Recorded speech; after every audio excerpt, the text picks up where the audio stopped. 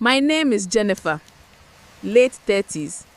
I'm the woman who lured my husband's side chick to marry him. Yes, you heard me. I helped her push him to do a small marriage rite. She knew he was married. She didn't care. She wanted money. I kept quiet and watched. I didn't shout. I watched. What she didn't know was simple. The house she thought he rented was mine. The company he worked for belonged to my family. So when the day came, I did not fight in the street. I didn't throw plates. I didn't cry in front of them. I just pulled the truth out one key at a time. I took my keys to my own house. I made one phone call about his job. That was all. People ask me, why did you let it go that far? Because I needed everyone to show me who they are with no mask. I needed to see his face when he chose money and lies over his own family. I needed her to know that when you run after what is not yours, sometimes you fall into your own trap. Let me be clear. I prayed for this man when we both had nothing. I woke up at 3 a.m. and prayed for him to find work. I sold at the traffic light while the sun sat on my neck like a hand. I believed in him. I believed in us. My father returned after years and helped him get a job. We moved from a small room to a good house. I thought we were building a life.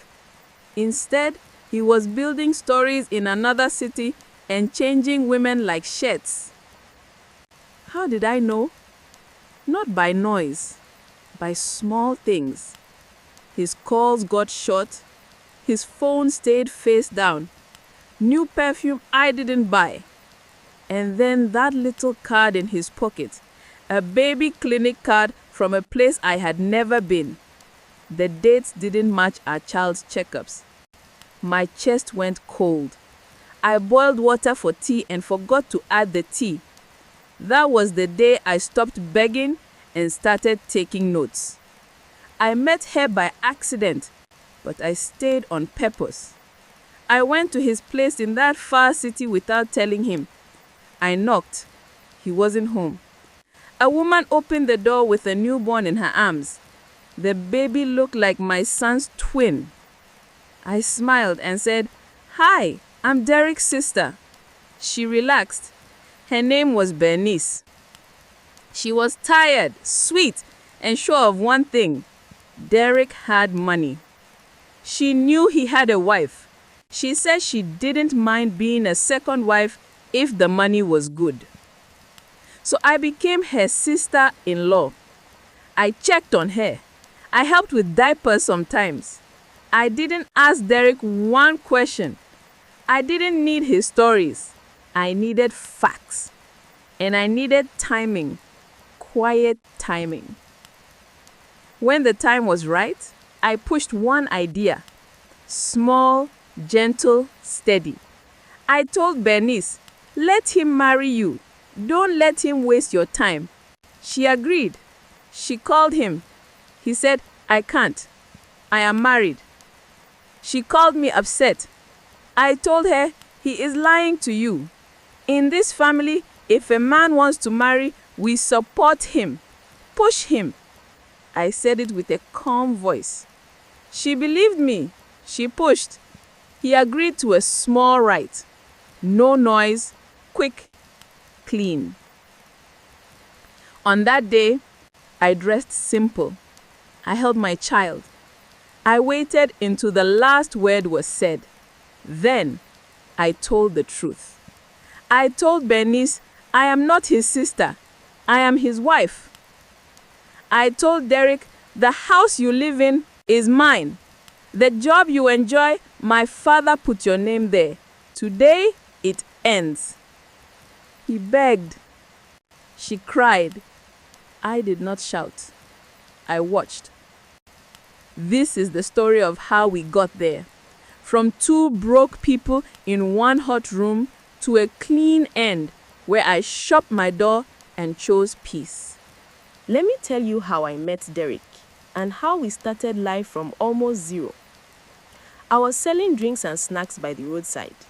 He was a driver without a job, hanging around the mechanic shop waiting for a call that never came. I didn't have a real place to stay then.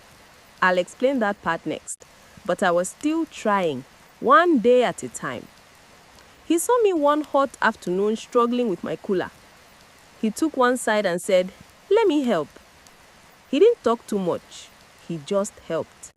That was the first thing I liked about him. We started talking. Not big talk, small talk. How was today? Did you eat? Where did you work?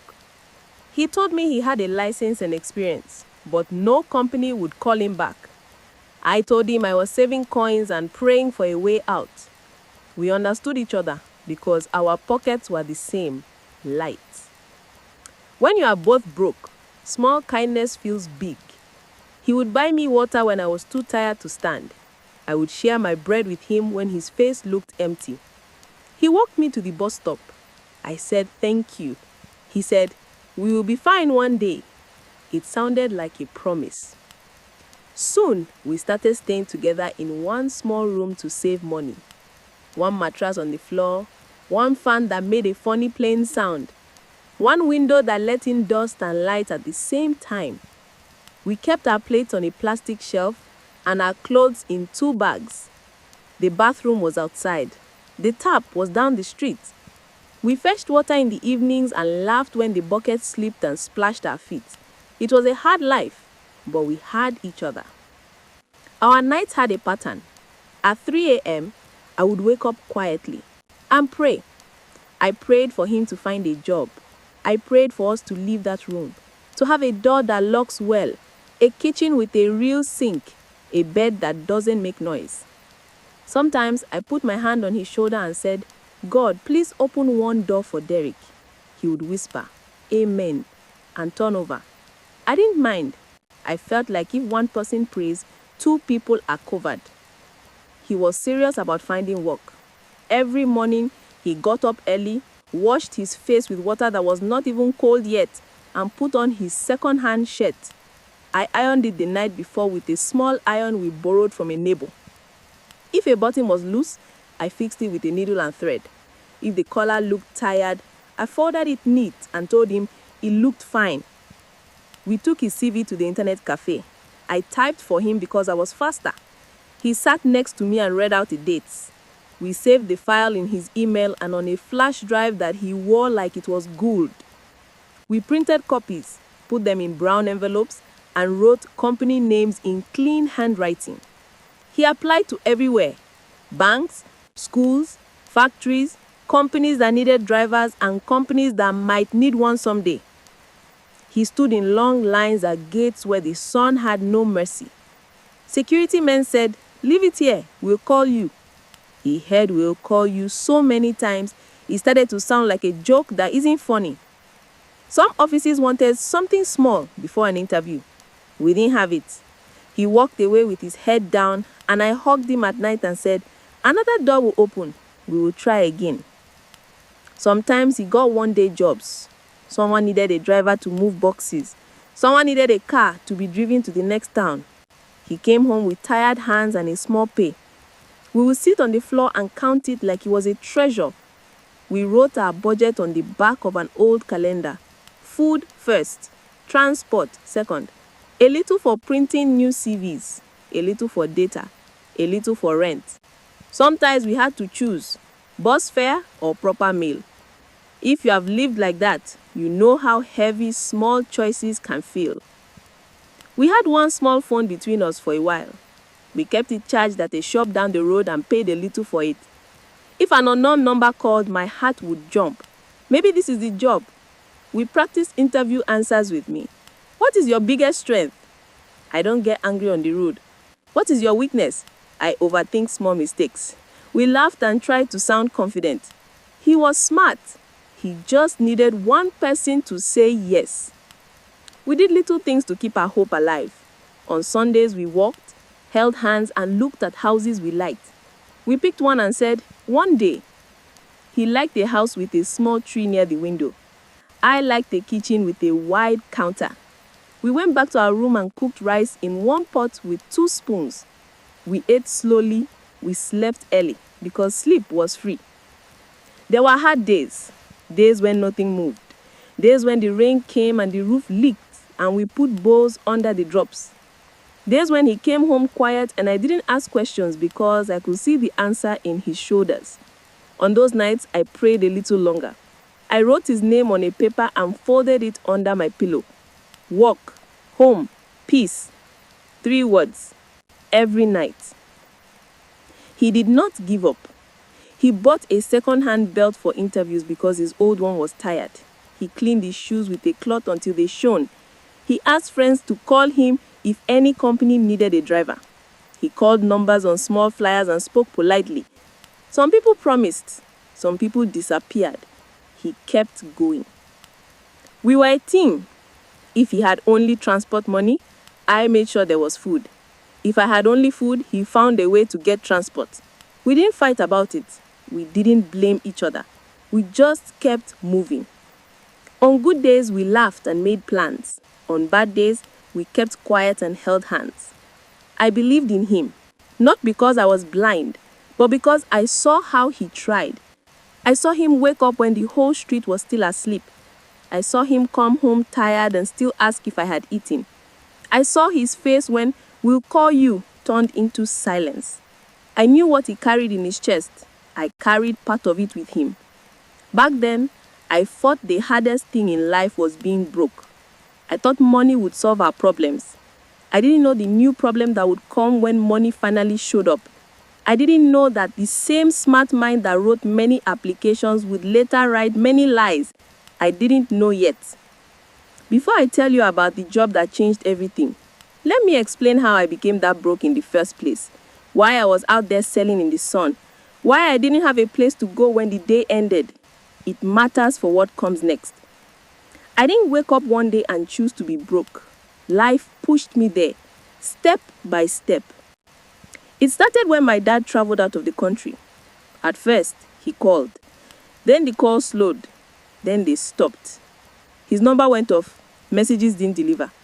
I told myself he was busy or his phone was bad. I waited. The house changed when he left. My stepmom was not a bad person in public, but inside the house, small rules became big walls.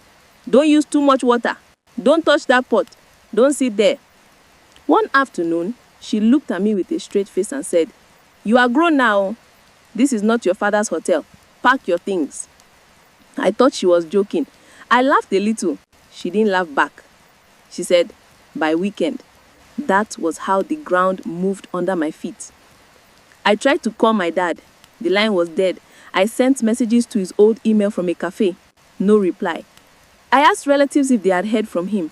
Everyone said the same line. "We are still trying." Trying does not pay rent. Trying does not buy food. On Friday, I folded my clothes in one small bag. I kept my important papers in a plastic file. I put my little savings, small notes and coins inside my shoe. I said thank you to the house I grew up in and stepped out. I didn't look back because my eyes were already hot. For some nights, I slept on a friend's floor. She shared her blanket with me. In the day, I walked from shop to shop asking for work. "Do you need a sales girl? Do you need someone to help with accounts?" Some said, "Leave your number." Some said, "We'll call you." Nobody called. My friend was kind, but I could see her rent was tight too. I didn't want to be a burden. One morning, I followed a group of women to the big intersection. They balanced coolers on their heads and moved like they knew the road better than anyone.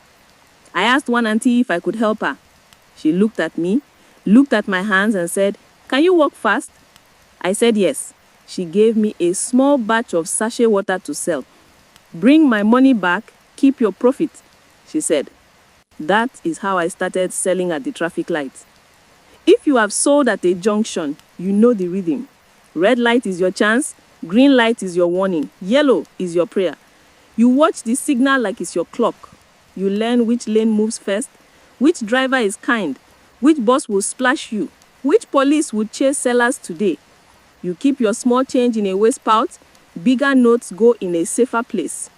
You walk with your eyes forward and your ears open. The first day was hard.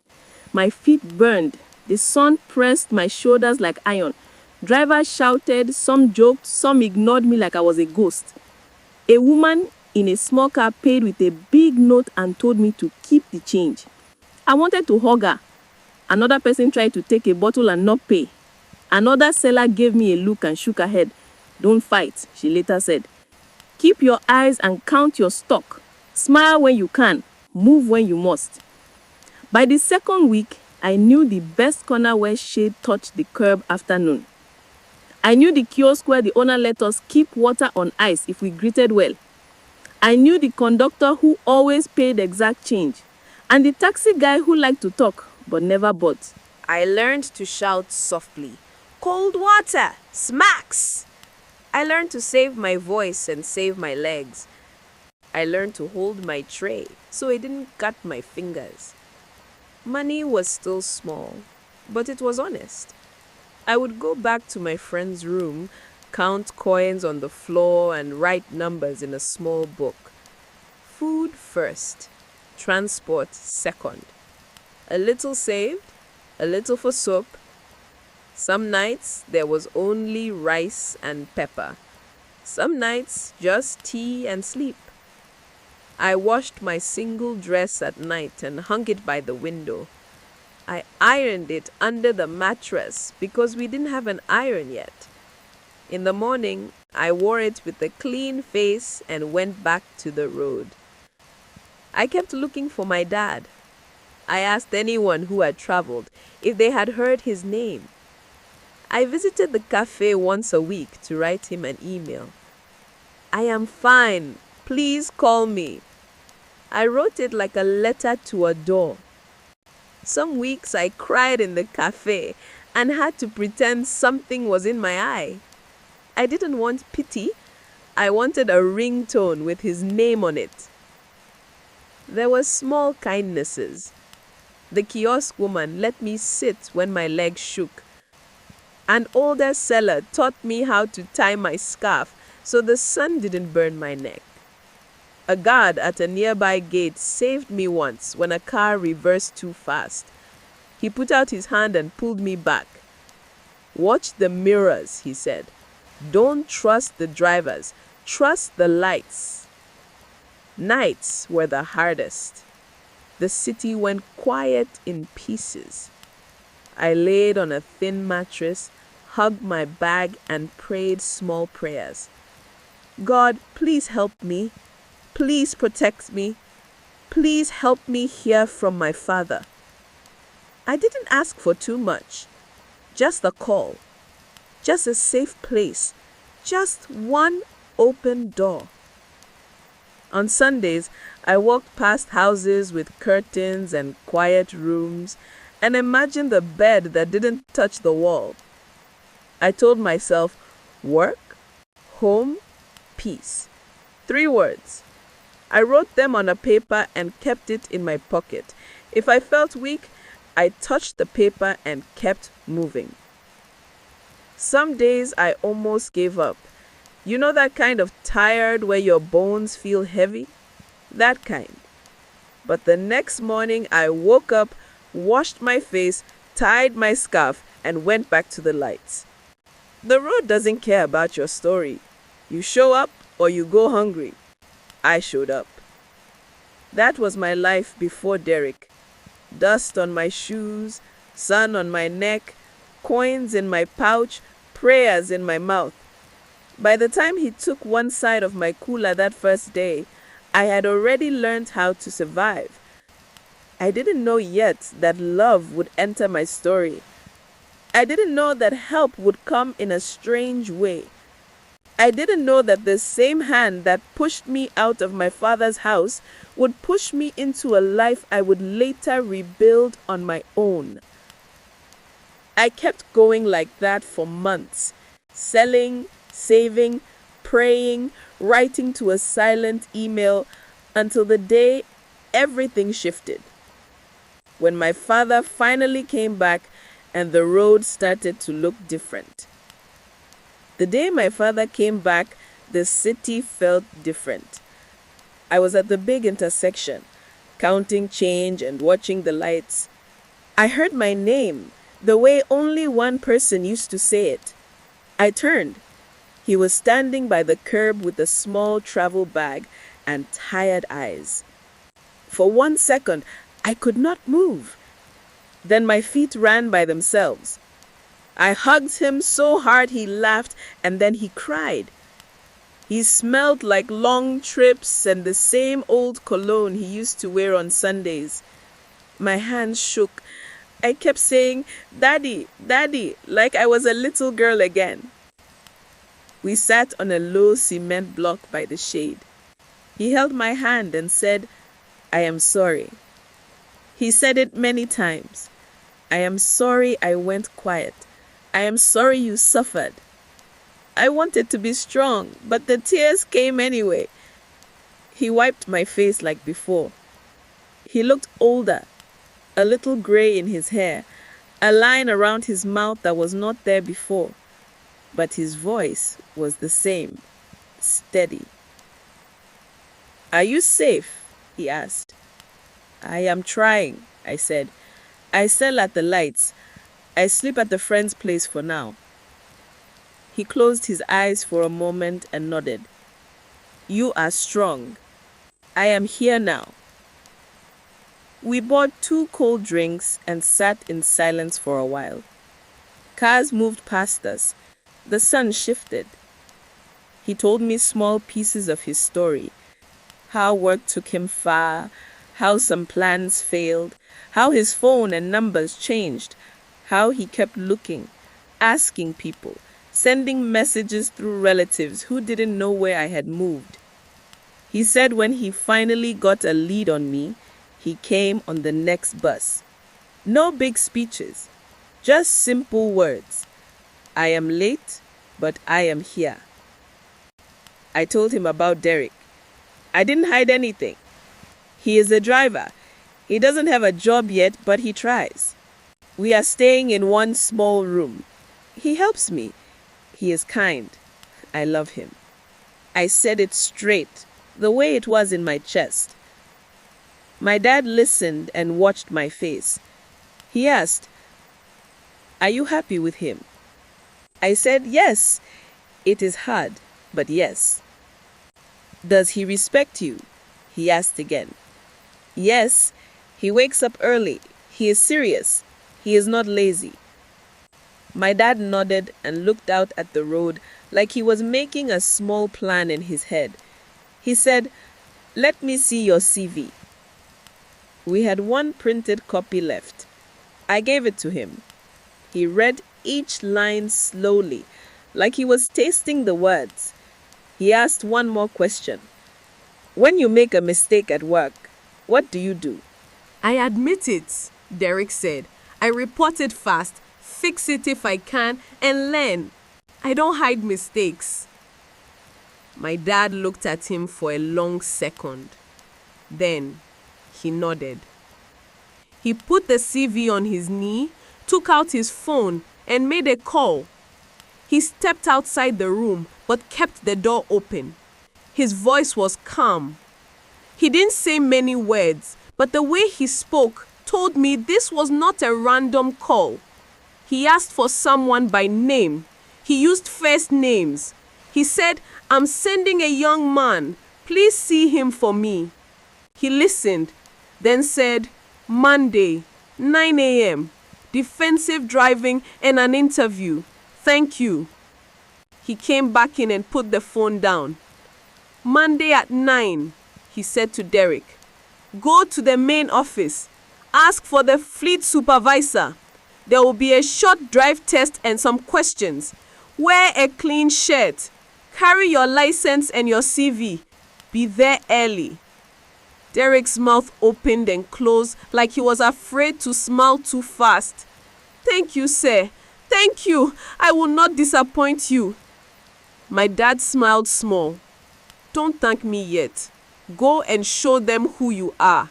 The work must like you too." Then he turned to me. "Tomorrow we will get you to some things. a proper shirt, a belt, and we will print extra CVs. And you, he touched my shoulder, you will eat well tonight. We cooked rice and a simple stew. We ate on the floor like it was a big table. My father told small jokes from when I was a child. We laughed. The fan made its small plain sound, and for the first time in a long time, the room felt full in a good way. Before he left that night to his lodge, he looked at me and said, "We will also talk about where you live. This is only for now. We will fix it." He said it like a plan already made. He hugged me again at the door. He hugged Derek too, quick and firm. "See you Monday," he said. The next 2 days felt like exam prep. We ironed Derek's best shirt with the neighbor's iron and paid a small coin for it. I fixed a loose button and stitched the pocket so it sat flat. He cleaned his shoes with a cloth until they looked new. We went to the cafe and printed 5 more CVs. We took passport photos, 4 small headshots with a plain background. My father bought him a simple black belt and a white shirt that fit. He didn't make noise about it. He just handed over a small bag and said, "Use it well." Sunday night, we laid out everything on the mattress like a little shop display. Shirt, trouser, belt, license, CV, photos, pen. I wrote office 9 a.m. on a paper and kept it in his pocket even though he didn't need it. We prayed short and clear. "God, please open this door and keep it open." On Monday, Derek left before the sun. He wanted to be early. I sat by the window with my hands in my lap and listened to the street wake up. I didn't cook. I didn't move much. I just waited. At 10:37 a.m., my phone rang. Unknown number. My heart jumped the way it used to at the traffic lights. "It's me," Derek said. His voice was low but bright underneath. I did the drive test. They asked questions about safety and logs. The supervisor smiled. He said they will call. "Okay," I said, trying to keep my voice steady. "Come home safe." By late afternoon, my father called me. He said, "They like him. He starts next week. Driver, probation 3 months. Salary is fair. There will be training. Tell him to be humble and learn fast." I didn't answer at once. I had to sit down. I put my hand over my mouth and cried, the quiet kind of cry that comes from relief. When Derek came home, I didn't need to say anything. He saw my face and lifted me off the floor and spun me like a child. We laughed in the small room until our stomachs hurt. We celebrated with small things. We bought 2 sodas from the kiosk and fried ripe plantain in the pan that always sticks. We ate with our fingers and didn't even mind the oil. That night, we slept the sleep of people who can finally breathe. That was the door. It opened clean. I thought it was just the beginning of our future, and it was. But it was also the start of a road I could not see yet. My father had done more than make a call. He had put us in a new chapter. In the next part, everything moves. The job, the move to a bigger place, and the quiet secret I kept about the house. Derek started at the gas company the next week. First day was training. Safety first. They gave him a bright vest, a simple ID card, and a small booklet for logs. He learned the company routes, how to check a vehicle before and after a trip, and how to report any small fault without fear. Better to say it early, the supervisor told them. We move people and power. No guessing on this job. He came home smelling like fuel and fresh air. His eyes were bright. He talked about mirrors and blind spots like they were friends. He told me the names of the older drivers who showed him tips, how to ease a heavy van on a slope, how to listen to a brake, how to plan a route so you are never rushing. He said they are strict but fair. I like that. We built a new routine. He left before sunrise. I packed a small lunch, rice and stew, sometimes bread and egg. I ironed his shirt the night before with the neighbor's iron and paid a small coin for it. He put his logbook in a clear folder and checked his license twice before he closed the door. I watched him from the window and said a short prayer each time. Go and return safe. The first paycheck came after 4 weeks. We spread the money on the mattress like we did before, but this time it was different. It smelled like plants. We wrote a simple budget on paper. Food, transport, small savings, phone and data, a little for the house. We did not rush to buy big things. We fixed small things. A better pan that didn't burn rice, a table so we didn't have to eat on the floor, 2 pillows that didn't flatten in one night. He bought me a small kettle.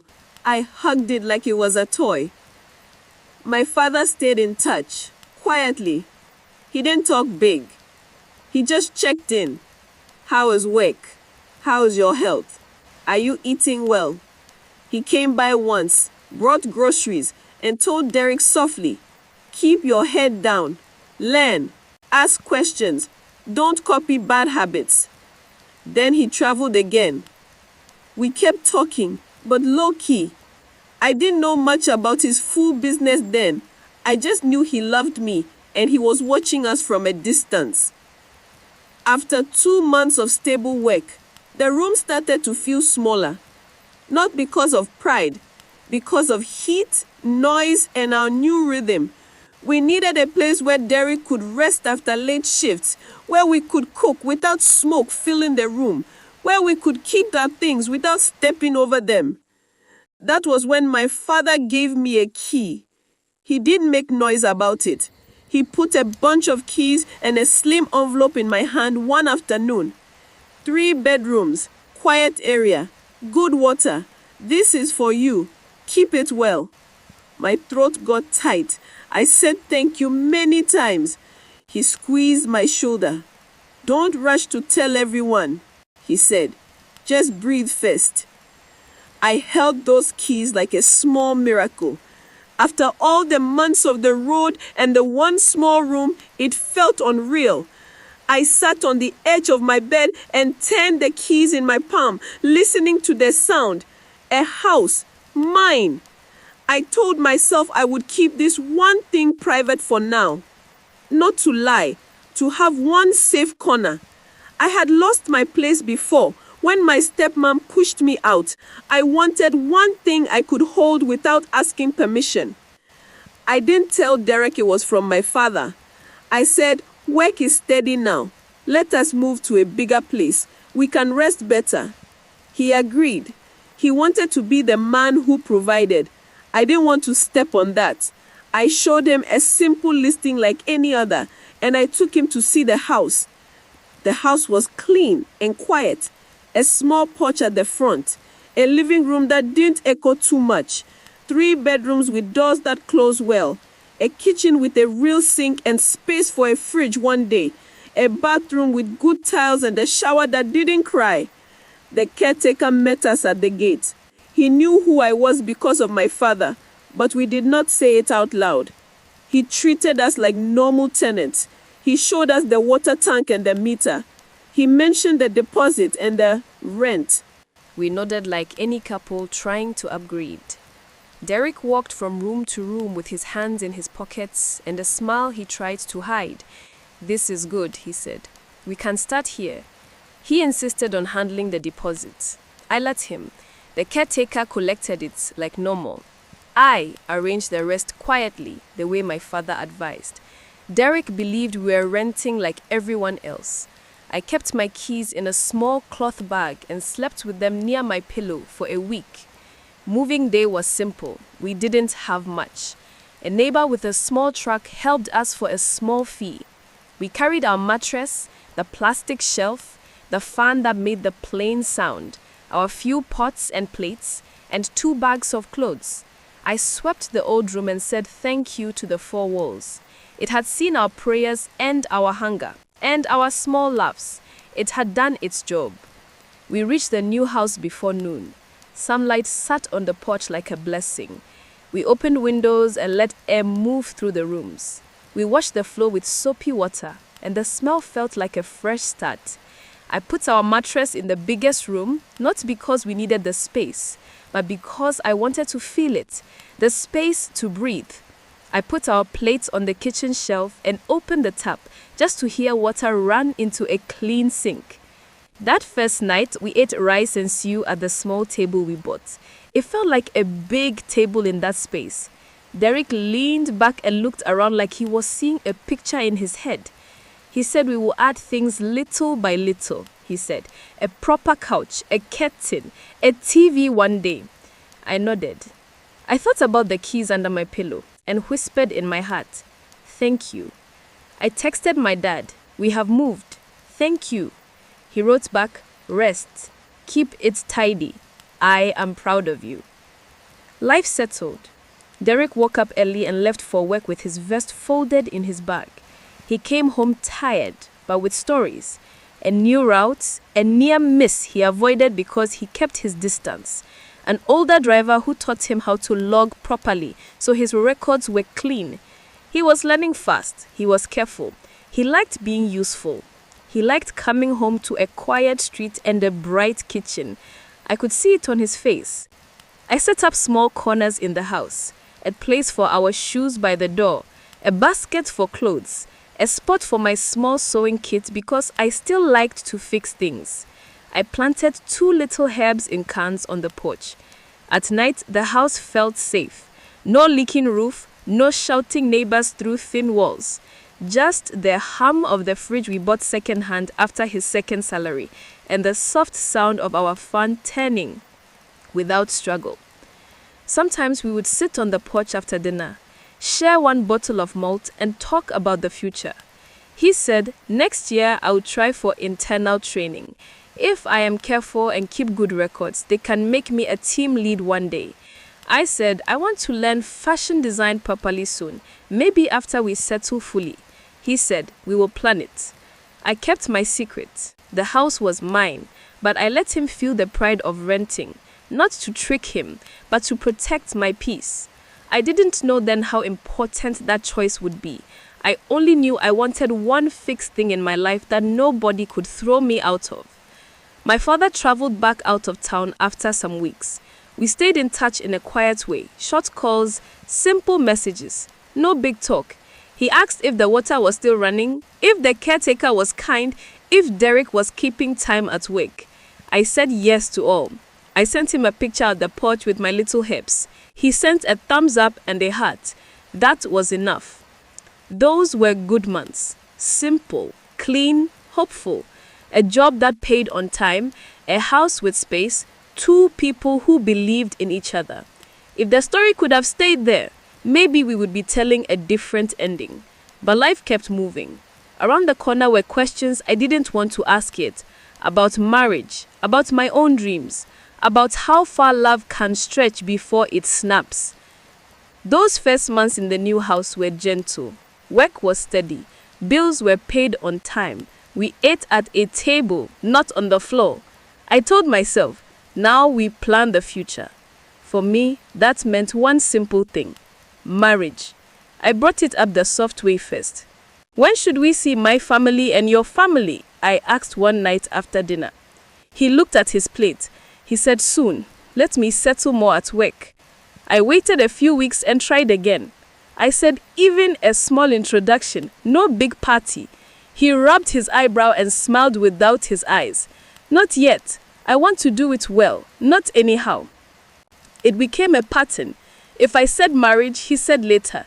If I said date, he said work. I didn't want to nag, so I tucked the talk away. But a simple truth sat in my chest. If a man wants, he finds a way. I turned my mind to something I could control, my own hands. I registered for fashion training at a small tailoring shop not far from the house. The sign was simple: fashion and repairs. Inside, the air smelled like steam and fresh cloth. Machines lined the wall, needles shining, thread cones stacked like little towers. Madame wore a tape measure around her neck like a necklace. She looked at my hands and said, "You will learn. Be patient." The first week was just learning names: straight stitch, back stitch, overlock, how to thread a machine without breaking the thread, how to press a seam so it lies flat and proud. We practiced on straps until our fingers stopped shaking. I pricked my finger 3 times on day 2. Madame laughed and gave me a plaster. She said, "Now you are a tailor." I carried a brown notebook and wrote everything down: how to take measurements, bust, waist, hip, how to add allowance, and how to mark with chalk so the lines are clean. I loved it. The hum of the machine was like a song that kept my mind calm. I came home with chalk on my fingers and a smile on my face. Derek agreed to it. He said, "It's good. You will help with our clothes." He paid the first fee without complaint. He asked to see my practice pieces and said, "Not bad." In that dry way, that meant he was a little impressed. I felt seen. I saw our future: a small sewing room, a line of dresses, a name on the door. Then a few months in, 2022 came with a surprise. I missed my period. The test said what my heart already knew. I stood in the bathroom, holding the small stick, and laughed and cried at the same time. I told Derek that night. He lifted me off the ground and said, "We are blessed." He bought fruits the next day and told me, "Sit down. I will cook." He was sweet. He was proud. I was happy. I paused the training because the morning sickness held me like a wave. Madame said, "Rest. Come back after." I promised I would. I folded my brown notebook and kept it on the shelf like a promise I put on hold. Pregnancy slowed me down, and that's when he got a call from his work. A transfer, another city, very far. He said it's good for my record. Only a few of us were picked. He packed his small bag and hugged me long. I will go and send money. I will come home when I can. He kissed my forehead and left in the early morning while the neighborhood was still dark. We learnt a new rhythm. Calls in the evening, short voice notes at lunch. Allowances came in, salary came in, and I paid bills. He sent pictures sometimes. Him in a hard hat at a site. Him in a reflective vest at a depot. He sounded different on the phone. Busy, important. I was proud. He is smart. I will never lie about that. He learns fast. He reads people. He knows his job. He moved from driver to a kind of supervisor, then to manager. The title changed. The money changed. The way he talked about work changed. He said "we" instead of "they." He talked about targets, not trips. He started to say sentences like, "I can't be off my phone. People need me." I clapped for him. I prayed for him, and also felt the house grow quieter around me. When our baby came, he traveled down for a short while. He held our child and cried the good tears. He bought small things for the baby, kissed my forehead, and went back to his city. He said, "I will come again soon." I believed him. After the baby, I felt my old dream tugging at me. Fashion, the brown notebook on the shelf, the sound of the machine. One afternoon, I said, "I think I'm ready to go back to training. Maybe 2 days a week to start." He didn't shout. He smiled, a soft, careful smile. "Don't rush," he said. "I want you to have time for my child. Stay home for now.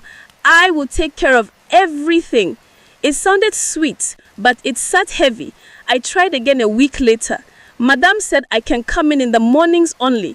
He said later, "The baby is small. You know I'm not around. Please stay home. Let me handle it." So I stayed home. I woke, fed, bathed, washed, cooked, and waited for his calls. I kept the house neat. I rocked our child to sleep and whispered prayers over that small forehead. Sometimes I sat on the porch with the baby on my chest and watched the light move across the wall.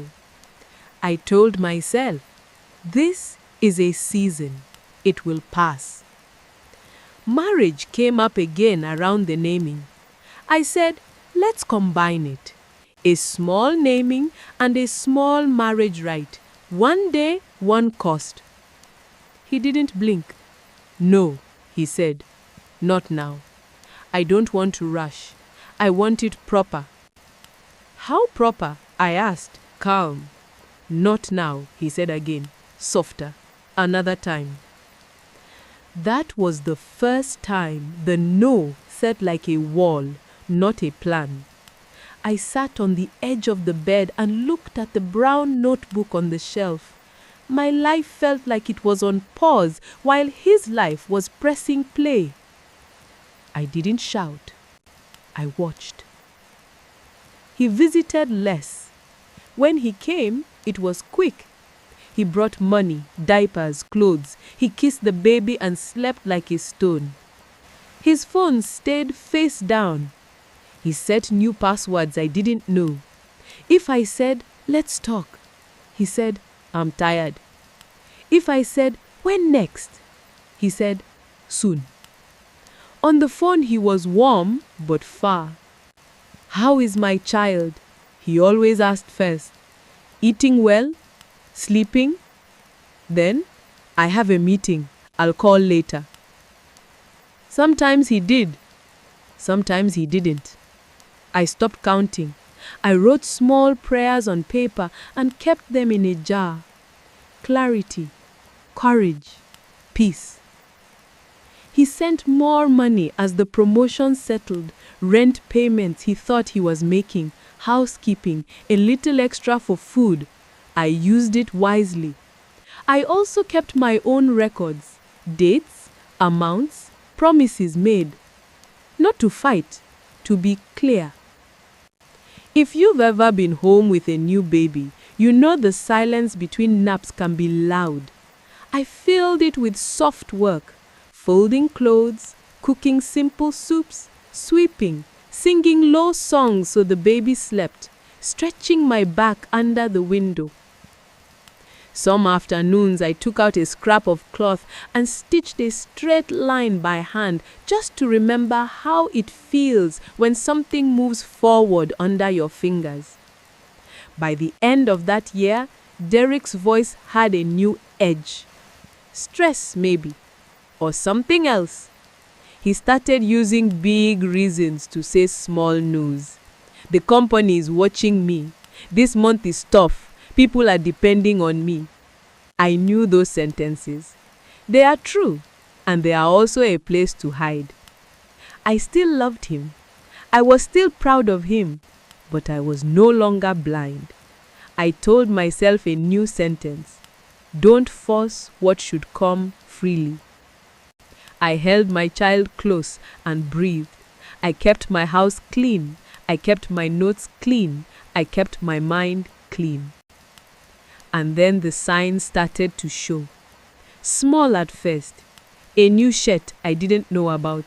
A perfume I never saw before. Calls that cut fast. Weekend trips that didn't make sense. The kind of quiet that isn't peaceful. The truth was coming. I could feel it in my bones.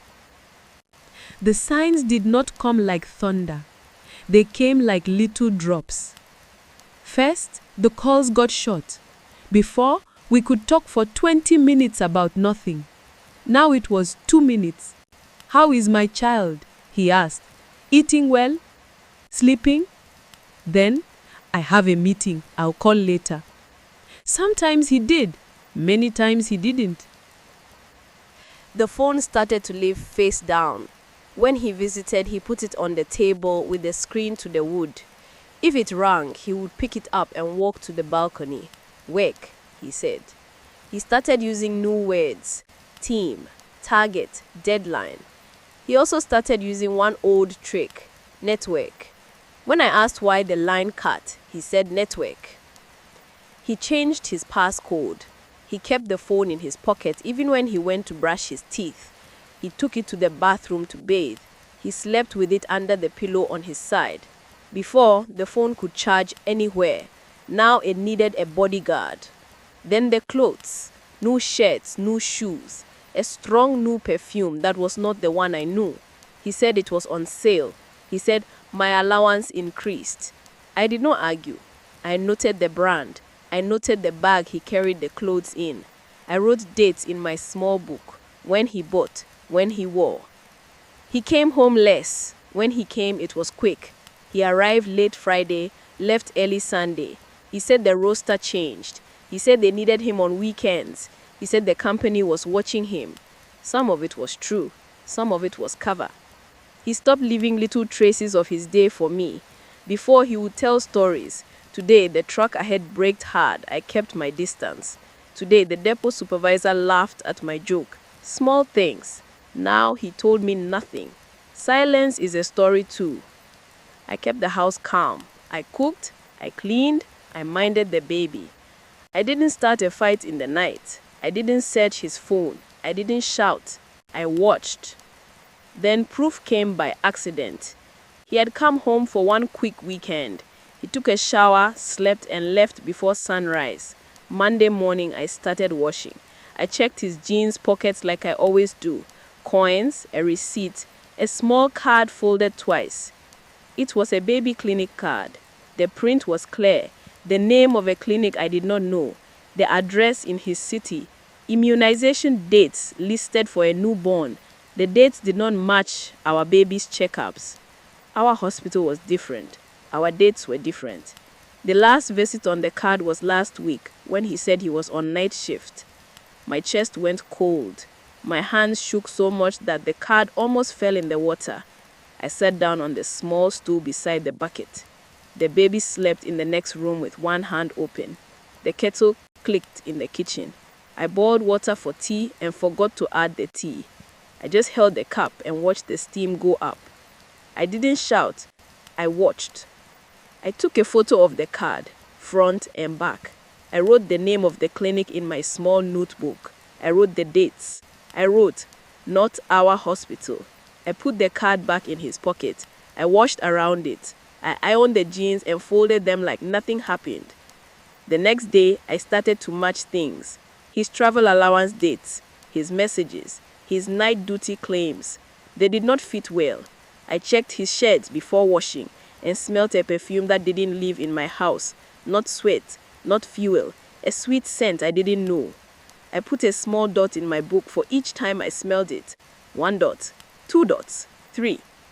He started to talk to unknown numbers and stand near the window. He turned off his read receipts. He put the phone on Do Not Disturb and said it was for sleep.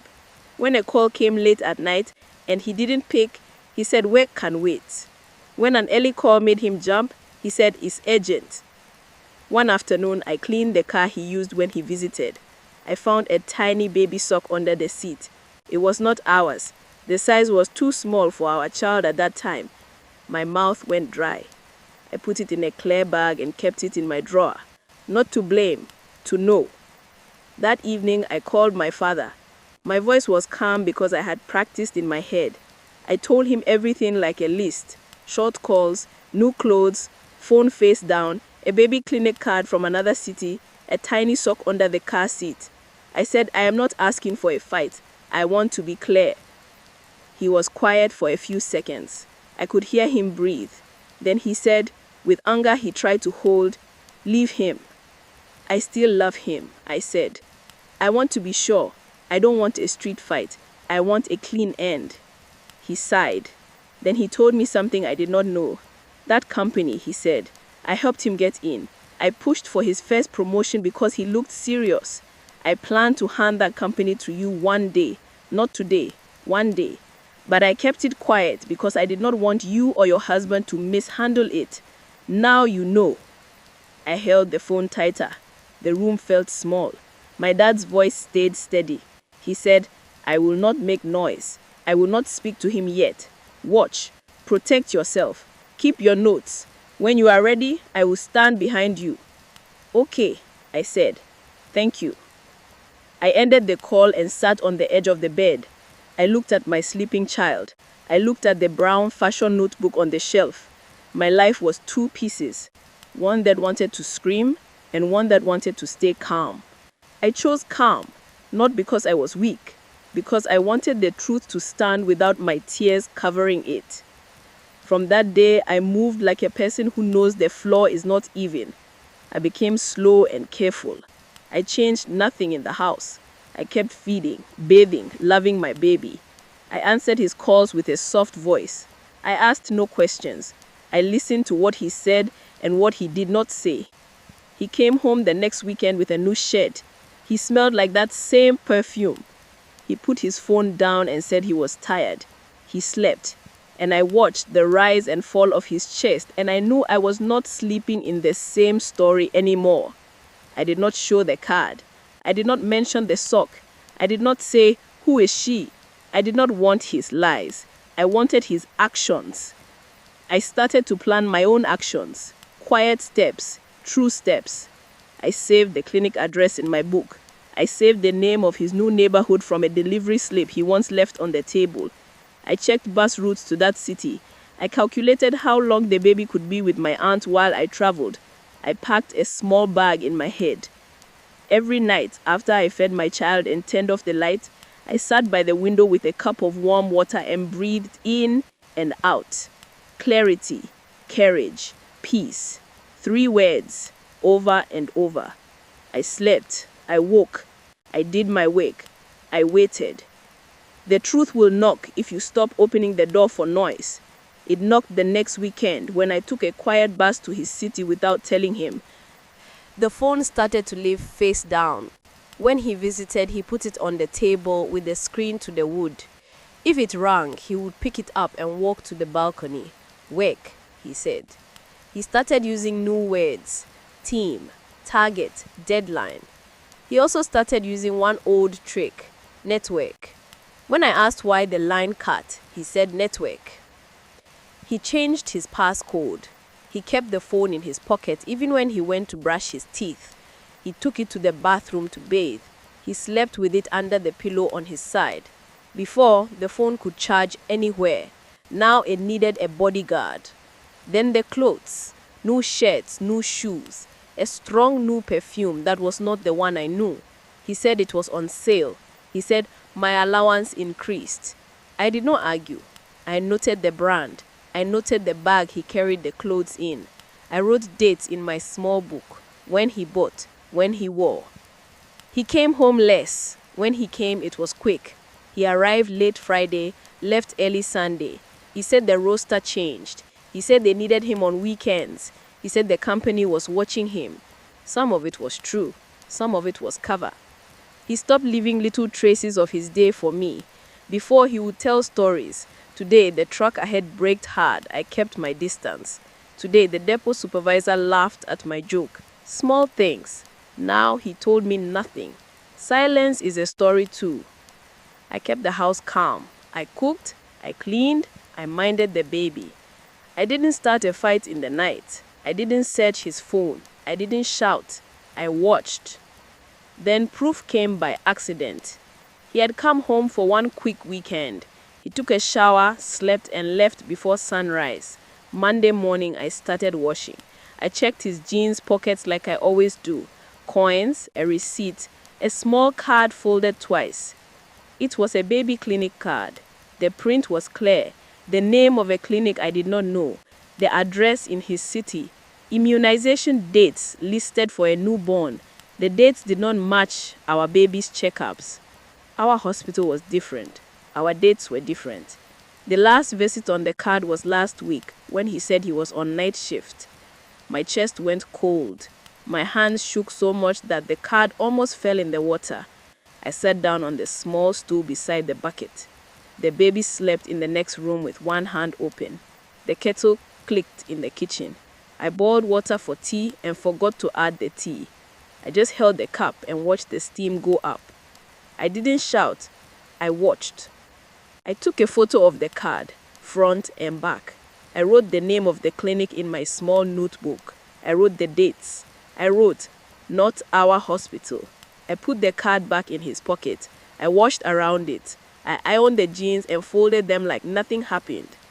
The next day, I started to match things.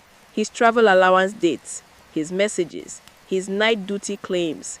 They did not fit well.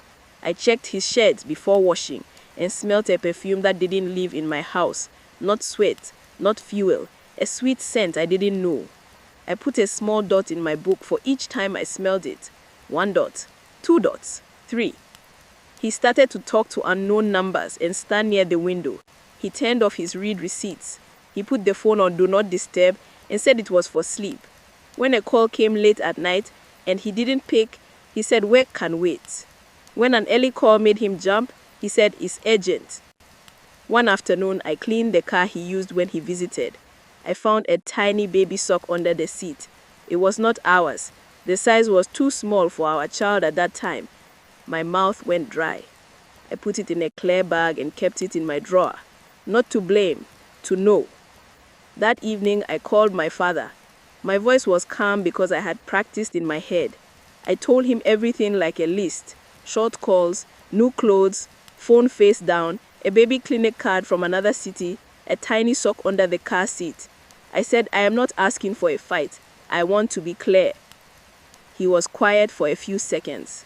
I could hear him breathe. Then he said, with anger he tried to hold, leave him. I still love him, I said. I want to be sure. I don't want a street fight. I want a clean end. He sighed. Then he told me something I did not know. That company, he said, I helped him get in. I pushed for his first promotion because he looked serious. I planned to hand that company to you one day. Not today, one day. But I kept it quiet because I did not want you or your husband to mishandle it. Now you know. I held the phone tighter. The room felt small. My dad's voice stayed steady. He said, I will not make noise. I will not speak to him yet. Watch. Protect yourself. Keep your notes. When you are ready, I will stand behind you. Okay, I said. Thank you. I ended the call and sat on the edge of the bed. I looked at my sleeping child. I looked at the brown fashion notebook on the shelf. My life was two pieces. One that wanted to scream and one that wanted to stay calm. I chose calm, not because I was weak, because I wanted the truth to stand without my tears covering it. From that day, I moved like a person who knows the floor is not even. I became slow and careful. I changed nothing in the house. I kept feeding, bathing, loving my baby. I answered his calls with a soft voice. I asked no questions. I listened to what he said and what he did not say. He came home the next weekend with a new shirt. He smelled like that same perfume. He put his phone down and said he was tired. He slept. And I watched the rise and fall of his chest, and I knew I was not sleeping in the same story anymore. I did not show the card. I did not mention the sock. I did not say, who is she? I did not want his lies. I wanted his actions. I started to plan my own actions. Quiet steps, true steps. I saved the clinic address in my book. After that first visit, I didn't run my plan. I walked it. I sent Bernice a good morning the next day. How is the baby? I asked. She sent a sleepy photo, tiny fingers in a fist. I replied with a heart. In the afternoon, I passed by a shop and bought diapers. I sent her a message. I left something at your door. Don't open if you are sleeping. Rest first. She replied, thank you, sister, with 3 praying hands. Days found a rhythm. I checked on her without crowding her. If the baby had heat rash, I said, keep it simple, fewer layers. Asked the nurse at the clinic. If she was tired, I said, sleep when he sleeps. Even 20 minutes helps. I didn't ask her for Derek's stories. I let them come on their own. They came. She said he is busy, she wrote one night. He says he's saving. He says later. Later had followed me for months. I knew its face. I didn't show my teeth. I sent her a voice note, soft. You have a baby now. You need respect.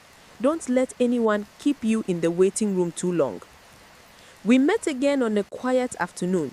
I brought her simple soup in a container and sat on the edge of a chair where visitors sit when they don't want to claim the house. The TV was low. The baby slept with his mouth open a little. She talked, I listened. He told me about a woman, she said, watching my face. He said she is a problem, not a wife. He said he's only with her because of the child. I kept my mouth calm. Men say many things when they are not ready to stand still, I said. What do you want? She looked down at the baby's socks. She said, "Stability. I want my child to have a name and a home. I want a man who will show up. I want the things he promised." I asked, "Did he promise marriage?" She nodded. "When I was pregnant, he said, 'I'll do the right thing.' Then he started to say, 'Work is watching me, not now, later.'" I folded my hands. I said, "There are many kinds of later. Some lead to a door, some lead to a wall." She looked at me, waiting for more. I didn't rush. I sipped water and let the silence sit a little. That week, I sent her a small list of baby clinic dates I copied from her card when she wasn't looking. "Set reminders," I wrote. "Don't miss shots." She replied with a thank you and a crying laugh emoji. She wrote, "You are a real sister." The word sister tasted like iron in my mouth, but I kept it. At night, we texted like women who share a hallway. She told me when he came, when he left, when he dropped money, when he didn't. It was a pattern. He came late, left early, said work, and kept his phone very close. He was kind to the baby. He was careful with his words. He was generous with cash in small bursts, then disappeared. He was building 2 lives on a weak fence. One evening, she typed the sentence I was waiting for, the one she had hinted at before. She wrote, "If he has money and takes care of us, I don't mind being second wife. Let people talk. I just want security." There it was, clean and open. I didn't judge her. I know what hunger does to choices. I know what a baby does to dreams. I sent a steady reply. "If you want security, don't live on promises.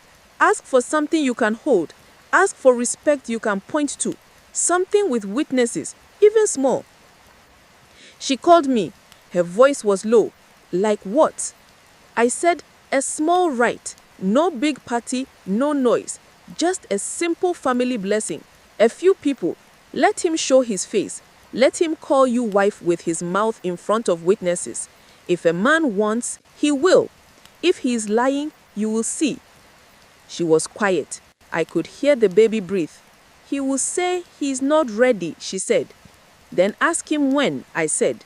"Give him a date. Keep it simple so he has no excuse. Don't make it expensive. Make it clear." She took a breath. She said, "Will you stand with me as family?" I said yes, and the word sat heavy in my chest. I will stand there. I will not shame you. I will not make noise. I will make sure he knows we support what is right. The next day, she tried. She called him and asked gently. He changed the topic. She tried again that evening. He said, "Not now. Work is tight." On the 3rd try, she kept her voice steady and said, "Then give me a date. A small home right. No big money. My aunt's living room. 2 elders. You, me, the baby." He went quiet. Then he said the line that was waiting behind his teeth. He said, "I can't marry you. I am married." She called me right after. Tears in her throat, she whispered, "He said he's married. He said he can't. He's telling me to be patient." I made my voice sure, not loud. I said, "He's lying to you. I wear my mask with both hands. If my brother was married, I would know. I am his sister. I have not heard of any wife. And in this family, we don't stop a man from doing right. Push him. Don't argue. Be calm. Say the date again. Make it easy. If he is serious, he will come." She sniffed. "He says he loves me. He says he would take care of the baby anyway." I said, "Love is a verb. Let him do one action, a small rite. Let him show respect to your child. If he has a true reason to wait, he will bring the reason with a plan, not just the word later." We picked a date that made sense. His off weekend, close to payday, no big travel. We kept it practical. No loud music, no social media, just tea, 2 plates of food, a prayer, and a few elders. I told her to talk to her aunt quietly. I said, "Don't invite the whole street. Make it clean. Keep receipts. No room for drama." She asked, "What should I wear?" I said, "Something simple that makes you stand tall." No white if that makes you nervous. Any dress that lets you breathe. We will focus on the words, not the dress. She laughed a little. She said, "You sound like a real sister. Thank you." I offered small helps that didn't make noise. I said I would bring soft drinks and water. I said I would come early to hold the baby so she can fix her hair. I said I would sit where family sit and keep my voice like a warm cloth. Meanwhile, I stayed out of Derek's line of sight. I did not send him a message. I did not call. I let my name live in the corner as sister, not center. I wanted him to walk into his own reflection, not my words. 2 days before the date, Bernice told him again. She said, "It is small. Just my aunt, 2 elders, and your sister. We will bless the child and bless us. No pressure, no crowd." He said he would think about it. He put his usual shield in front. Work, roster, schedule. Bernice didn't fight. She said, "Okay, we will be ready by 4. If you are late, we will wait. If you can't come, say it in the morning." She called me after. "He's shaking," she said. I said, "He will either stand or fall. Do not beg. Do not shout. Arrange your house. Cut your nails. Sleep. Wake. Feed your baby. Be ready." The night before, I packed a small bag, 2 bottles of drink, a clean cloth for the baby, a pen, my notebook. I ironed a simple dress and wrapped my hair. I texted my aunt to watch my child the next day. I sent my father a short message, "Tomorrow may be the day. I will call after." He replied with 1 line, "I am here." I lay in bed and stared at the ceiling. I thought about the road that brought me here, selling at the lights, 1 small room with a plain sound fan, the keys under my pillow. I felt no joy, no drama, just a clear line. I whispered my 3 words and slept. Clarity, courage, and peace. In the morning, I sent Bernice a small message. "I'm on my way. Breathe. Today will show the truth." She replied with a heart and a shaking hand emoji. "Sister, please come early." I typed, "I am coming. I will hold the baby." That is how we walked to the edge. I didn't push her over. I stood beside her and let him choose. The day came quiet. No thunder. Just the morning that felt like it knew my name. I reached Bernice's aunt's house early. A small living room, clean floor, plastic chairs, a standing fan that clicked every 7 turn. The smell of stew drifted from the kitchen. I put the soft drinks and water I brought on a side table and wiped the bottles so they looked new again. Bernice wore a simple dress. Her hands shook when she pinned her hair. I stood behind her in the mirror and fixed 1 loose strand. "Breathe," I said. "Today we will see the truth."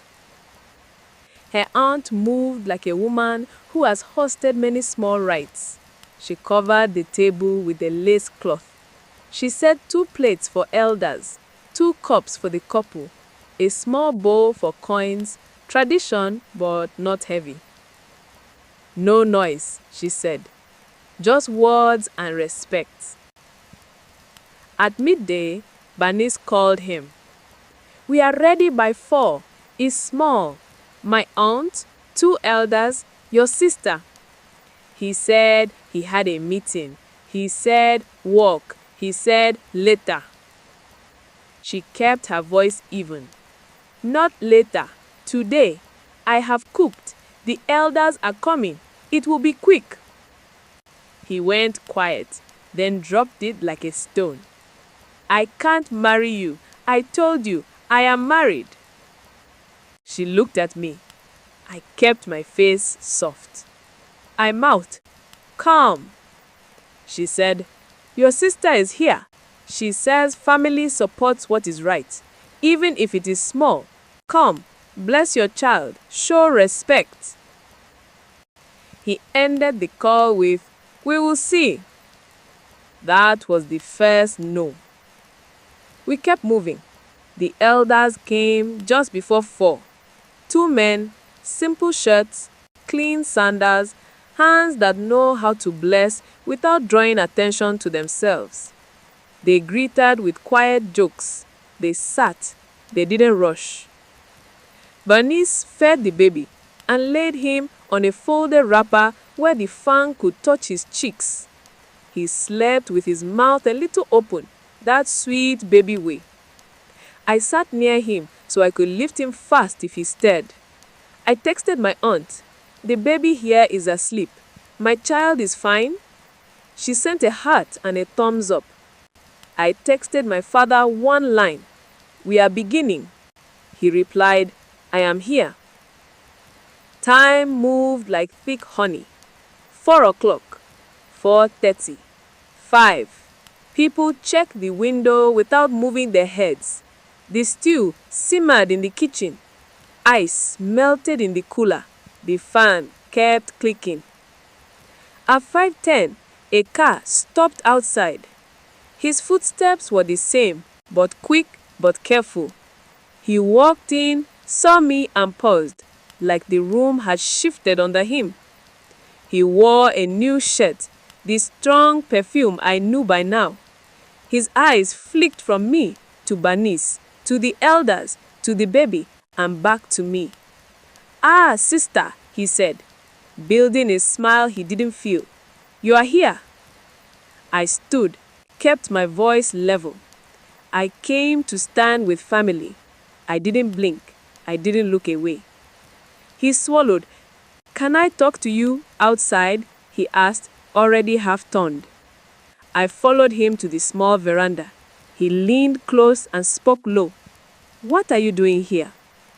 I held his eyes. I said, "I came as your sister." I kept the mask on my face. He rubbed his forehead the way he does when he's buying time. "This is not... I told her I'm married." I didn't flinch. "We are not doing a stadium wedding. A small rite, a blessing for the baby, and a simple promise. If you won't stand, say it clearly. If you will, come inside." He stared at me, trying to find the line I wanted him to cross. I gave him nothing. My silence was a wall.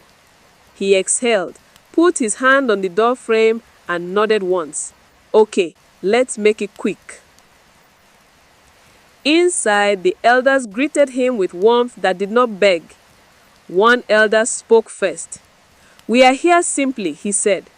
"No big list, no heavy demands. We want the child to be blessed and the mother to be respected. We want the man to speak with his own mouth." Bernice sat down with her hands in her lap. She looked at the floor, then at the baby, then at him. She was not smiling. She was not shaking now. She had turned her fear into stillness. The elder turned to Derek. "Young man," he said, "do you intend to stand with this woman and care for your child with respect? We are not asking for a parade. We are asking for a yes that means something." Derek's knee bounced once. He caught it. I need time." "Time is not the same as later," the other elder said gently. "Today we are not asking for a feast. Put a token on the table. Speak a clean sentence. If you cannot, say so, and we will know where we stand." Derek looked at me, looking for rescue. I kept my face like water. I didn't nod. I didn't shake my head. I rested my palm on the baby's back and felt his tiny breaths. Bernice's aunt slid a small envelope and a bottled drink across the table towards him. "No big money," she said softly. "Just a sign you are not playing with a person's life." He cleared his throat. He took out his wallet. He put some notes in the envelope. More than a token, less than a boast. He set it down. He put his hand on the bottle, then placed it beside the envelope. He inhaled like someone stepping into cold water. He said, "I will take care of the child," he said first. Then he looked at Bernice. I will not disgrace you. I will come properly later. But today," he paused, choosing the smallest promise he could still call a promise. "Today, I stand here and call you my wife." The words were quiet, almost a whisper, but they were words. The room had been holding its breath. Now it let it out. The elder nodded. "We have heard." He said a short prayer, nothing grand. "May this house have peace. May this child grow straight. May your words be true. May your hands be open. May your hearts be soft and your heads be strong." We all said amen, each in our own volume. Bernice didn't cry. She pressed her lips together and nodded once. Derek sat back like he had paid a bill. They exchanged simple items, not rings, not gold, just a small scarf he tied loosely around her wrist, and she tied a cloth around his. A sign, a circle closed in front of witnesses. The elder placed his palm over their hands for a second. "Let your yes be yes. Do not make your own house a place for lies." I held the baby when he stirred. His hand opened and closed around my finger. I felt my heart go calm. Not happy, not sad. Calm. A finish line I had decided to cross in silence. People stood up, stretched, and relaxed the way folks do once the main thing is done. Bernice's aunt brought out plates, small rice, small stew, nothing wasteful. I poured drinks. I took the elders' plates first. I moved like family because that was the costume I chose, and I wore it well. Derek tried to catch my eye. He stepped towards me by the kitchen door. "Sister," he said, trying a smile again that didn't fit his face. "Thank you for coming, for supporting." I put a bottle of water in his hand. "Drink," I said. "It's hot." My voice was straight as a ruler. Bernice's aunt touched my elbow. "Come," she said. "Let's greet the elders." We went. We thanked them. They blessed us again, brief and warm. They left early, like proper elders who know that young people need space to settle their own dust. The room thinned. The fan kept clicking. The sky outside moved from white to soft orange. Bernice stood up and fixed her dress.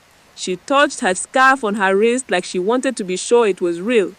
She looked at me with a small smile that wasn't all the way born. I nodded back. Not a celebration, a note. We have reached this point. Derek took his phone and stepped onto the veranda to make a call. His voice was low and fast, a manager's voice he wore like a jacket. I watched through the curtains. He rubbed his eyebrow again. His eyes kept cutting to the door, to me, to the floor. A man who wanted to delay had just been brought to now.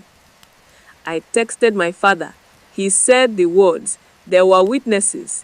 He replied after a pause. "I understand." I washed 2 cups at the sink and lined them up to dry. I wiped the table. I lifted the baby and kissed his hair.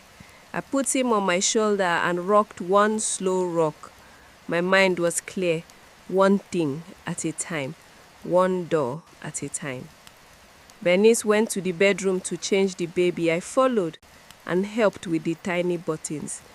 In the mirror above the dresser, I saw our faces, hers with relief and something like victory, mine with calm and a straight mouth. "Eat," I told her, "then rest." She squeezed my hand. "Thank you," she whispered. "You're a real sister." I swallowed the truth and patted her fingers. "We look after our own," I said. When we came back to the living room, Derek had finished his call. He stood near the door like someone who might leave or might stay, not sure which will save him. "I should go," he said. "Early morning." Bernice looked at the clock, then at him. "Okay," she said. "Thank you for coming." She didn't beg him to stay. She didn't drag the moment. She let it sit. He picked up his keys. He glanced at me again, still searching for a sign that I would make this easier. I gave him none. I walked to the table and started stacking plates. I didn't shout. I watched. At the door, he said, "Sister, greet the family." I met his eyes. "I will." He left. The car sound faded down the street. The room felt bigger without his perfume. Bernice exhaled like she had been holding her breath all day.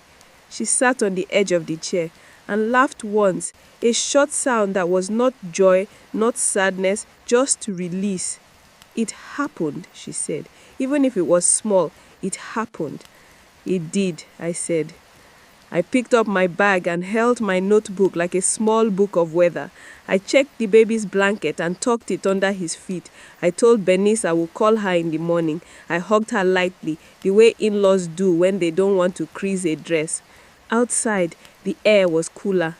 I stood under the evening sky for a minute and let the breeze push the day off my skin. I sent my father one more text. "I will come by tomorrow." He replied, "Okay." I walked home with my plan sitting in my chest like a folded paper. The door had opened. He had stepped through it by himself. No pushing, no shouting. Witnesses heard him call her wife. That was enough. The next door was mine to open. I woke up knowing the day had a backbone. I sent Bernice a message. "Can I stop by this morning?" She replied, "Yes, sister, come." I dressed simple. I packed diapers and wipes for her baby and a small envelope for transport so she would know I wasn't here to hurt a child. On my way, I called my father. I said, "It's time." He said, "I understand." His voice was quiet but made of stone. "I will call the office. We will handle it correctly. No noise, no gossip, just action." I said, "Thank you." I wanted to cry, but the tears didn't come, only a steady feeling like a rope tight across my chest. Next, I went to see the caretaker of my 2-bedroom. He greeted me with respect. He always kept quiet. "I'm changing locks today," I said. "Please send the carpenter. Also, stop taking any rent in his name. If he sends anything, return it. All documents stay with me." "Understood," he said. He made 2 calls. By afternoon, a man came with a small toolbox and new locks. The keys felt new and cold in my hand. I wrote a simple note and slid it inside an envelope with his name. "Return any keys you hold. Do not enter without my permission. We will arrange a day for your personal things." Then I sent Derek a message. "Come to the house at 6, alone. We need to talk." Just one line, no emojis, no fight. He called 5 times. I didn't pick. I made tea and sat by the window. My child slept, belly small and steady. The clock moved like it knew the script. At 5:50, the gate clicked. At 5:58, a knock. I opened. He stood there in a clean shirt, jaw tight, eyes scanning my face for softness. He smelled like the perfume from the other city. I moved aside. He walked in. He looked around like a visitor. The new locks were loud in the quiet. "What is happening?" he asked. The manager's voice was gone, just a man. I sat. I let silence sit too. "Sit down," I said. He sat slowly. "I went to see Bernice this morning," I began. He flinched, just in the eyes. I didn't stop. I told her the truth. I told her I am not your sister. I told her I am the woman you refused to marry, the mother of your first child. I told her the house you think you rented is mine. He swallowed. "Jennifer." I lifted my hand once. He stopped. "I also told her the company you work for belongs to my family," I said. "My father gave you that first chance. He pushed for your promotion because you looked serious. Today, I asked him to pull back what he gave. You will receive a call. You will return your badge and your phone. Your job there has ended." He stared at me. The words took a second to land. Then his face changed like a window going dark. "You can't." "I can," I said, and I did. Not to be wicked, to end a story that is eating everyone. His phone rang on cue. He looked at the screen and didn't pick. It rang again. He turned it face down like habit, then up again like hope. He let it ring out. Then he stood and paced. "We can talk about this," he said. "We can fix it." "We can't fix lies with more talk," I said. "We will only talk about one thing, our child." He stopped pacing. He tried a new door. "I was going to tell you. I was confused. Work is—" I shook my head. "Don't use work as a curtain. You were not confused. You were comfortable." He breathed hard through his nose. "You set me up." "I let you set yourself up," I said. "You told her with your own mouth that you will call her wife. You tied a cloth with your own hands. I did not force you. I watched." He sat, then stood, then sat again. He picked up his keys, then put them down. He looked at the new locks. He understood. "You will not sleep here again," I said. "This house is mine. Your access is over. You will bring a bag tomorrow at noon. The caretaker will let you in with me present. You will pack your clothes and personal things. That is all." He laughed once, small and angry. "You can't do this." "I already did," I said. I placed a small folder on the table. "These are copies of payments you sent. Here are my notes. Here is the clinic card I found in your pocket. Here is a printout of your night duty days that match her clinic visits. I am not here to argue what we both already know." His phone rang again. This time he picked. "Yes?" He listened. His face fell in little pieces. "Now?" Another pause. "I'm on my way." He ended the call and didn't look at me for a few seconds. When he did, his eyes were wet and angry. "You got me fired." "My father ended his favor. Your work will stand or fall on your own feet now. You are not a fool. You can find another job, but not with our name carrying you." He stepped closer like he might reach for my hand. I stood. He stopped. "Please," he said. The word cracked. "Think about our child." "I am," I said. "That's why I am closing my doors. Our child will not learn that love is lies. Here is what will happen. We will draw up a simple co-parenting schedule. You will see your child on set days. You will contribute what you can, on time. You will not enter my house. You will not call me at night. You will not come here unannounced. We will speak by message only, and only about the child. If you miss 2 months of support or 2 visits without notice, we will make it formal." He nodded too fast, the way a man nods when he is drowning. Okay, I'll do anything. Just talk to your father. Tell him to give me time." My father is protecting me. He is done offering his hand to a man who bites it. I am done too. He tried one more door. "What about Bernice? She would think what the truth tells her," I said. "You chose her, and chose me, and chose to give both small promises. I choose me and my child. She will choose for her child. Your choices made this, not mine." He sat. He put his head in his hands. He stayed like that for a while. I watched the clock. I did not go to him. When he lifted his head, his face was older. "I'm sorry," he said, and for the first time, it sounded like he meant it.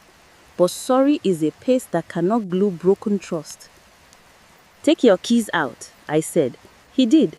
I held out my palm. He placed them there slowly. The sound of the metal on my skin felt like the end of a song. I put the keys in my pocket and pointed to the door. He stood. He walked. At the door he turned. "Please," he whispered.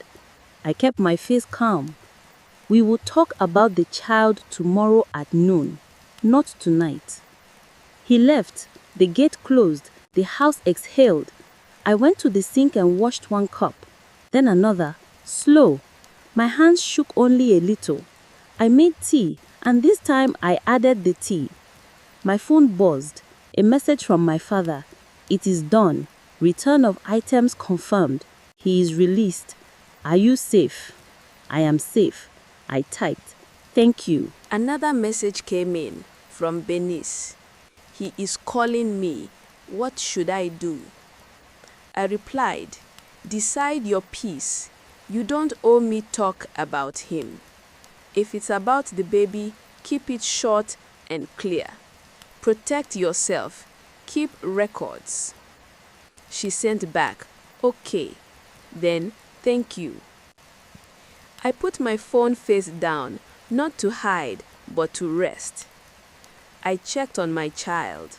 Soft breath, small hand, peace in that small body.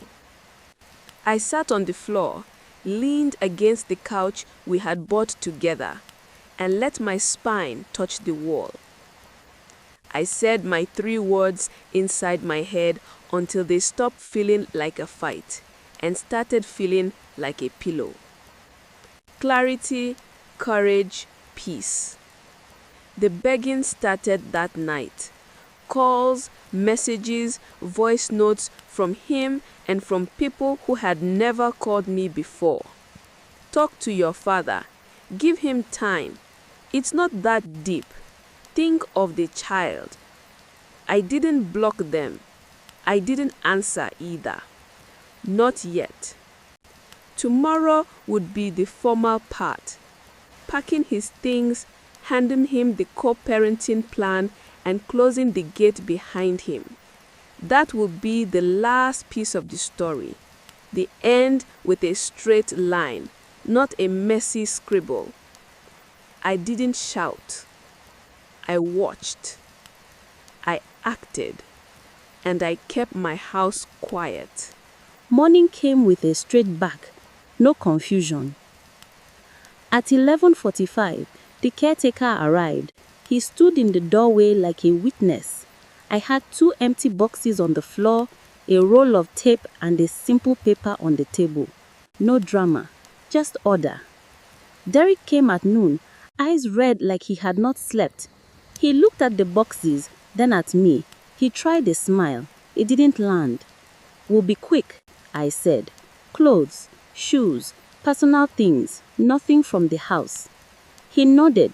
He packed in silence. Shorts I ironed, shoes I wiped, a belt my father bought him.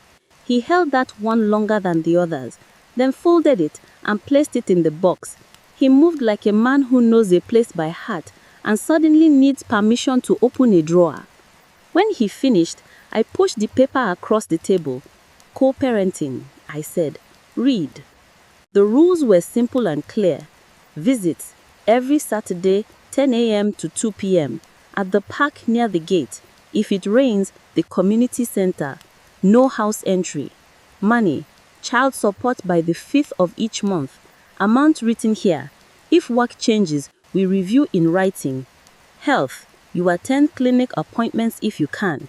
If not, I update you by message. Emergencies are the only time you call, day or night. Respect. No unannounced visits. No late night calls. No gifts that need a talk.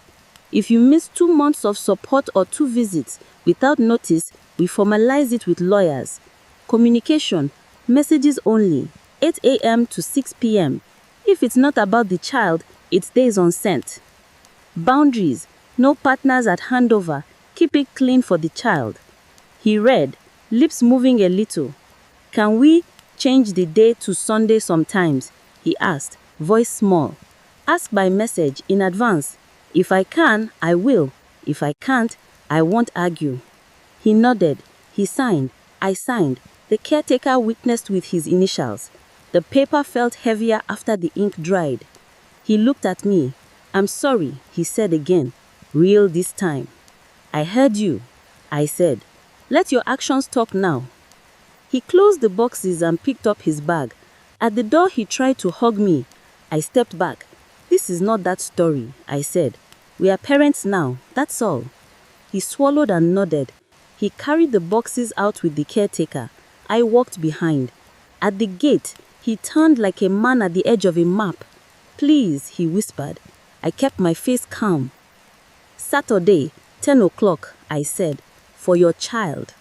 He went. The gate clicked. I changed the bolt out of habit, then stood there and let the quiet come back. The begging started that afternoon. calls from numbers I didn't have, men from the office who had never greeted me, a cousin of a friend. He made a mistake. Talk to your father. Don't be wicked. Think of the child. I didn't reply. I saved only the numbers I might need later. I put my phone on Do Not Disturb and kept only Dad and Caretaker allowed through. Bernice messaged the evening. He says he lost his job because of you. He says he was confused. He says he will do better. He wants me to move in with him somewhere cheap. I typed slowly. I cannot tell you what to do with your life. Choose peace and protect your child. Keep records of any money he gives you. If you need help with a clinic list or baby things, I can help sometimes, but we are not family. We are two mothers. No visits, no joint plans, no talk about him unless it is about the baby. She sent back a long voice note with tears and apologies curled inside. I replied with one line, care for your child, the rest is noise. Night fell quietly. I made rice and ate with a small spoon like I was teaching myself to slow down. My child slept with his hand open. I stood in the doorway and watched his chest rise and fall. I whispered the little prayers I used to whisper at 3 a.m. But this time, the names were different. Not for a man to find work, for my house to keep peace. Saturday came. 9:58. The park was empty. 10:07. He arrived. He stood beside the bench, hands in pockets, eyes searching my face for old softness. I handed him our child's small bag, diapers, wipes, extra clothes, a bottle, a note with feeding times. 2 o'clock, I said. Text if you will be 5 minutes late. If you are 30 minutes late without a message, the visit ends. He nodded. He sat on the grass and made a little road with a stick. Our child watched him, then laughed at something small a bird did. I stayed on my bench with my book open, my eyes up. When the child cried, he brought him. I showed him how to hold the bottle at an angle so air doesn't fill the tummy. He listened like a student. When it was time, he handed the child back without argument. He did not ask to follow me home. He did not touch my arm. He left. That was how it went, week after week. Sometimes he brought toys. I kept the simple ones and sent the noisy ones back. For the park, I said, not for the house. He tried to stretch the rules with small talk. I held the line. If he missed the Saturday, he sent a proper reason and a new time. If he didn't, the visit moved to the next week. The world did not end. The child kept growing. The first month, the support came on the 6th. I didn't shout. I sent one sentence, due on the 5th. The next month, it came on the 4th. Months after, when work was rough, he wrote, I can send half on the 5th and the rest on the 12th. I replied, put it in writing, then keep it. He did. People tried to pull me into circles I had already stepped out of. A friend sent a screenshot, his long apology on social media, a post about growth and lessons. I didn't like it. I didn't comment. The internet is not a court. My house is. Bernice went quiet for a while, then sent me a photo of her baby after a clinic visit. Weight is good, she wrote. I sent a thumbs up and well done. She asked for transport once. I sent what I could and said, this is for the baby, not for him. She didn't argue. She started to understand our new language, short, clear, and clean. My father came by one Sunday with a bag of groceries and a small envelope for his sewing machine. Set your room, he said. Go back to your training when you are ready. Build your own hands. I cried in his shirt for the first time in weeks. He didn't say, I told you. He said, you stood well. Now live well. I turned the smallest bedroom into a work corner. A table by the window. My brown fashion notebook open again. A borrowed machine for a month, then my own. The first day I pressed the foot and the needle moved steady. I felt something unlock in my chest. Cloth under my hands, straight lines, clean hems. a thing that starts and finishes without lies. The house changed in small ways. The air was lighter. The nights were quiet again. I slept without waking to check a phone that was not mine. I made tea and actually added the tea. I sang to my child at bath time. I planted another herb in a can on the porch. When loneliness came, it came like a visitor who knows my rules. No overnight stays. He tried, of course. Late night messages once in a while. Are you awake? Can we talk? I didn't reply. In the morning, I sent the same sentence. Child matters only. 8 a.m. to 6 p.m. The line held. One evening, he stood at the gate without a message. The guard called me. I walked down and faced him through the bars. Please, he said, 2 minutes. Message or Saturday, I said, and turned away. Firm, clean, not cruel, just done. The begging became smaller. The rules became normal. The child grew teeth. I sewed my first dress for a paying client and hung it on the door and looked at it like a painting. My hands made a future while my feet stayed on the ground. People ask me, do you regret it? Do you hate him? I don't waste my sleep on hate. I learned. I closed my doors. I kept my keys. I kept my peace. This is the end of the story, but not the end of my life. I didn't shout. I watched, I acted, I healed. Clarity, courage, peace. And the cutoff is firm. The door is closed. The next chapter of my life has no space for lies, only room for truth, for my child, and for the sound of my sewing machine in the morning light. Healing did not come like fireworks. It came like morning light through a curtain, soft, then clear. I woke up one day and noticed I wasn't checking my phone for a message that would hurt me. I noticed my shoulders were not up by my ears. I noticed the house felt like a hand on my back, not a weight on my chest. My mornings are simple now. I open the windows, the air comes in and moves the curtain a little. I sweep the porch. I water the 2 herbs in cans. I boil water, and this time I remember to add the tea. My child laughs at nothing, the best music in the world. I make porridge.